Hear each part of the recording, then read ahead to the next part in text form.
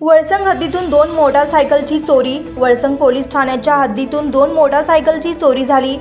प्रकाश मलकप्पा माळी वय वर्ष 33 राहता कोन्हाळी तालुका अक्कलकोट यांची दुचाकी 5 जून 2024 रोजी रात्री 11 वाजता हिराबाई सिद्धाराम माळी यांच्या घरासमोरून चोरली. 25,000 रुपये किमतीची दुचाकी घरासमोर हँडवेल लॉक करून ठेवली होती. दुसऱ्या घटनेत 6 जून 2024 रोजी बाबासाहेब फरदीन मुल्ला वय वर्ष 39 राहता होटगी स्टेशन तालुका दक्षिण सोलापूर यांची MH13 DA 7975 ही 30,000 रुपये किमतीची मोटारसायकल अज्ञात चोरट्याने चोरून नेली.